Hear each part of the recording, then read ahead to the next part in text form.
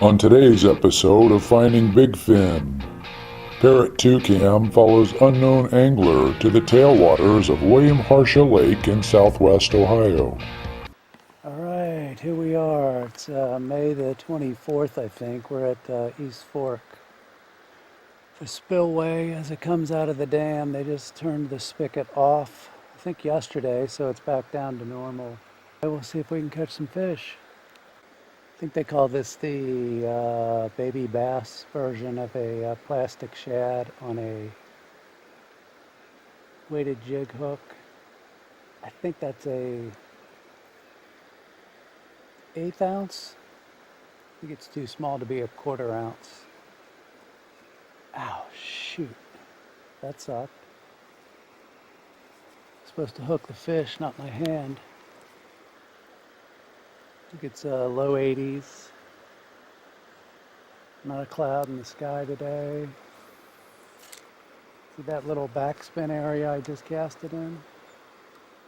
Where the fish would rest and watch the bait go by in the current. So the plan is just to cast, cast, cast, cast, cast, and cover the whole bank over there. Oh, it's a nice cast. That's a nice cast. Reel it in slowly, make it look like a fish swimming through the water. Maybe stop it every now and again, let it get deeper. You'll feel it bounce off the bottom occasionally, which is a good thing if the fish are deep. Although this part of the little river here is not very deep, maybe 4 or 5 feet at the deepest.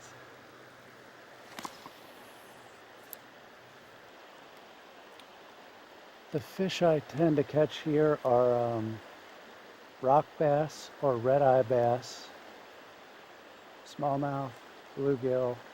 I even caught a catfish on I think it was on a white tube bait.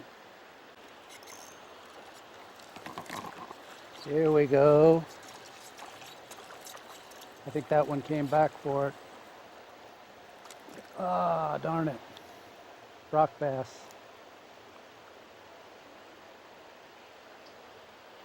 That was the rock bass.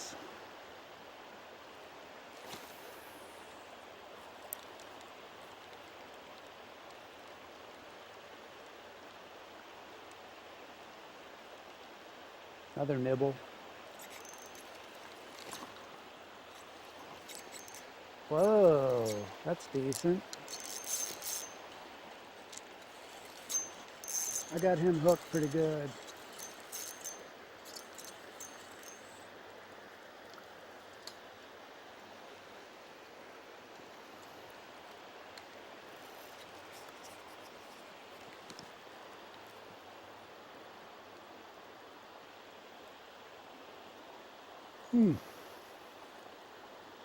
That's why they call him the red eye.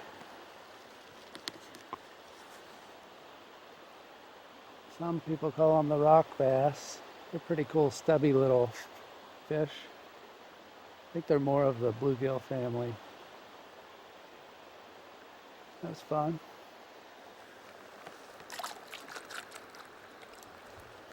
All right, I'm gonna change from this guy to a wacky rigged worm. That is a wacky rigged mini worm. I think it's like pumpkin seed green or something like that. Anyways, it's got a little circle hook and an O-ring to help keep it on the hook. It's better for slower moving water. So I'm just going to cast it out into the slack water on the other side of the current over there. And every once in a while, as it doesn't sink fast, so you got to be patient. So every once in a while, as it's sinking and just floating down, I'm going to jerk the rod a little bit to give it a little movement, and it's going to move like that and trigger the fish to bite. We'll see how it works.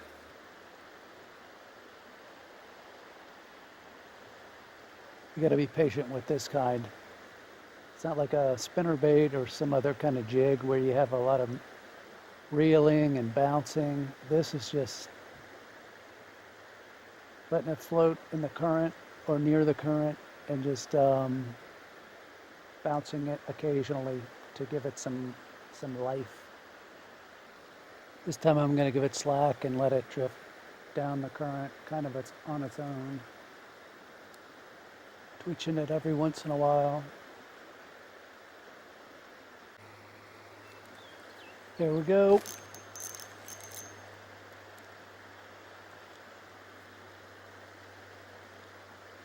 Maybe not.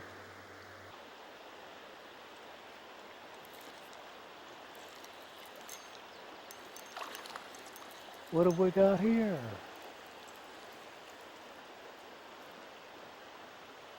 Chunky red eye.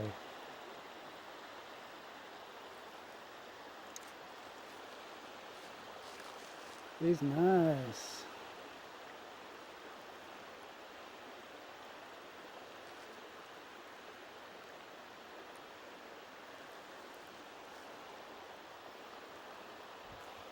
Powerful, especially when they turn sideways. Might be the same guy, who knows.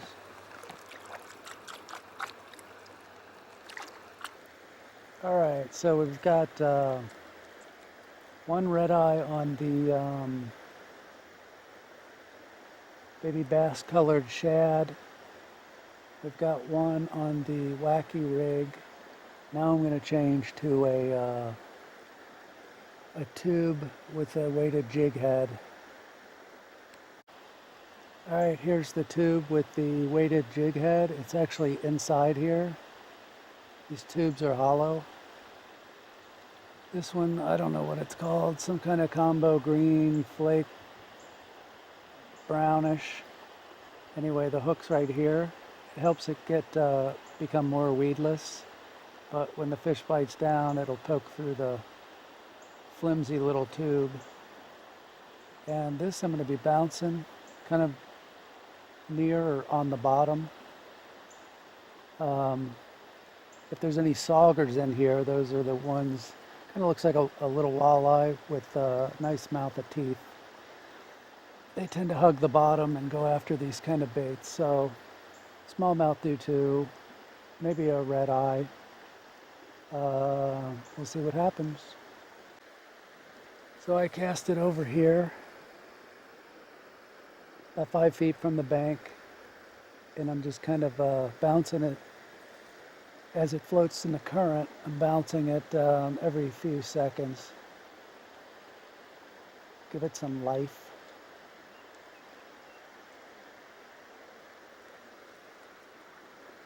This fishing sure is a game of patience. And on perfect days, I have a lot more patience than like rainy or chilly. Let's try over there by the rocks near the water. Let it sink. Hit the bottom. Little bounce. Let it sink. Hits the bottom. Bounce, let it sink at the bottom. This kind of jig fishing, bouncing it off the bottom, it does snag occasionally, and I can't get them loose, and I'll just have to lose the bait. But it's another reason why I use these tube baits with the jig head is they're relatively inexpensive. You can get 25 pack of the weighted jig heads for, I don't know, $3 or $4, and you can get like a 10 or 12 pack of these jigs for, or tube baits for, I don't know, $4 or $5. All right, so I lost the green and brown jig and tube, so I changed to the white. The stubby little white jig, the tube with the jig head. I think that's an 1/8 ounce jig head. maybe a quarter, I don't know. Anyway, this is by far the best overall lure. Just if the fish aren't biting, I go to this. It seems I catch the most variety and get the most bites with this, so we'll see. Typically, here's the kind of tubes I get. Bass Pro Shop tournament season. Can you see that? 2.75-inch bass teaser 10 pack. Pearl color. Like $4.99 or something like that. They hold up pretty well.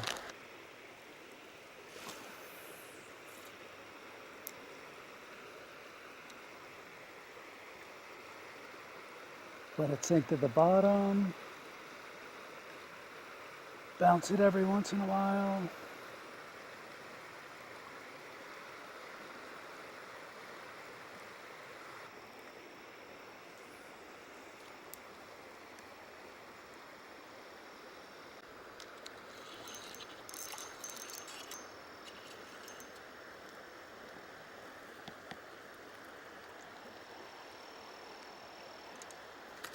Whoa.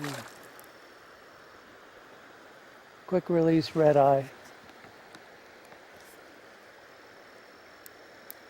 So I got a red eye on each of the different baits I've used. Even this rusty hook, still sharp. Rusty hook, white tubey. Come on, smallmouth.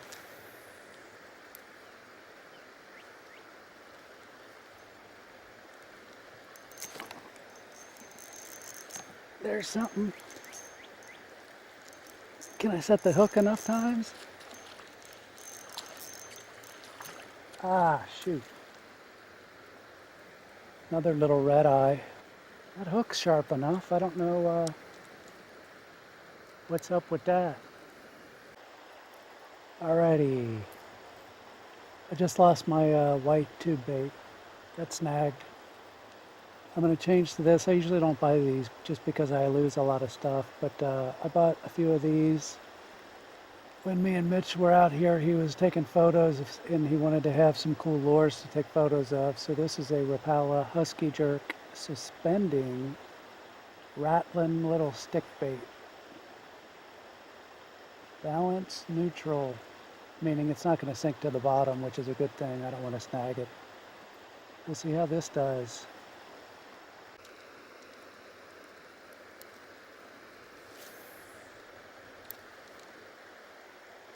So this is just a steady retrieve, not too fast, because the faster you retrieve, the deeper it's going to go.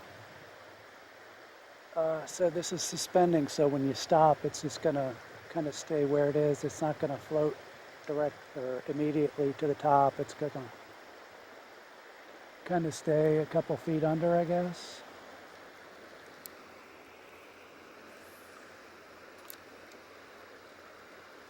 Slow, steady retrieve.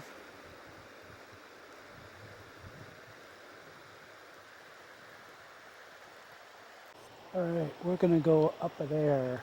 There's a pool up there. See if there's a decent smallmouth up there.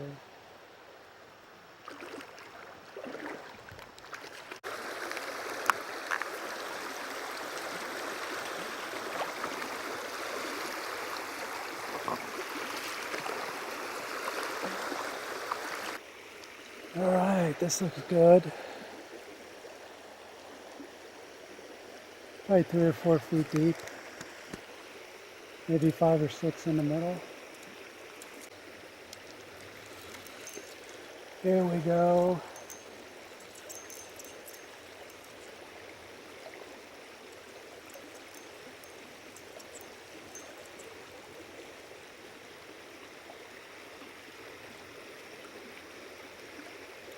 Good old red eye.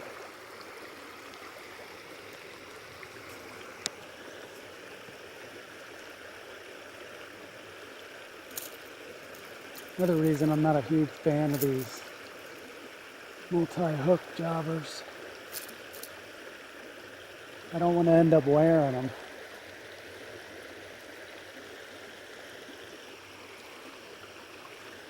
Nurse, forceps. Nurse, forceps, please.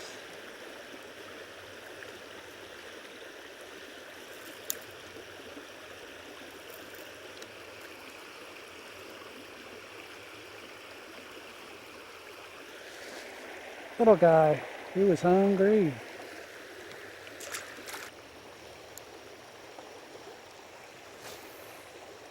There we go.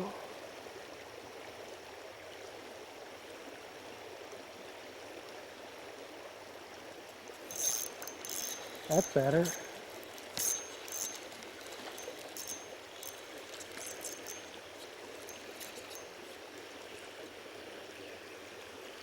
Huh. It's not better. Felt better. Jeez. Got more than you bargained for, huh, Mr. Bluegill?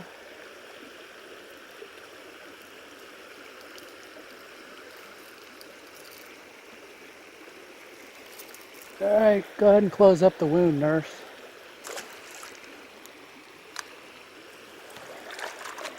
If there's a good thing about these little stick baits, they're not really going to get off if they're hooked. Red eyes are tearing them up.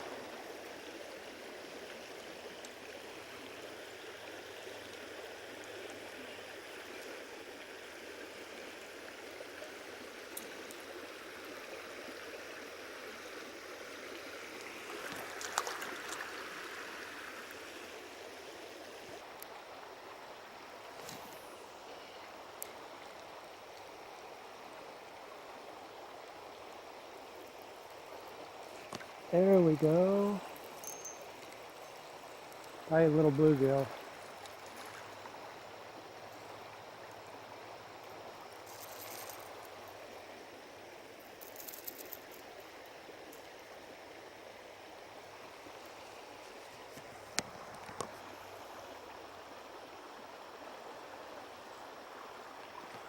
I think I am done for the day. Time to head out.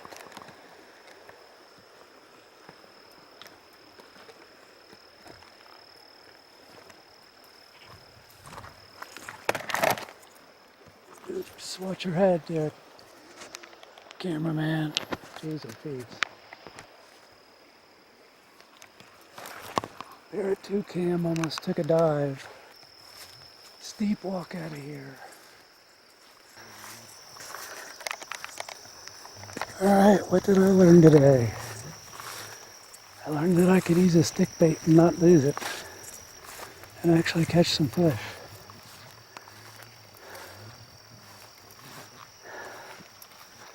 Also learned I need more cardio.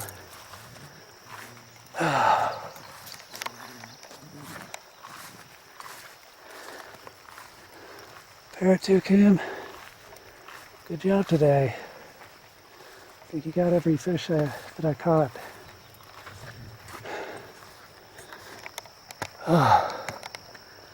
There's the car up there. Over and out. Thank you for watching today's episode of Finding Big Fin. Made possible by Parrot Toucan. As Pappy the Parrot Cam says, why try to find a foot when you know you can film a fin?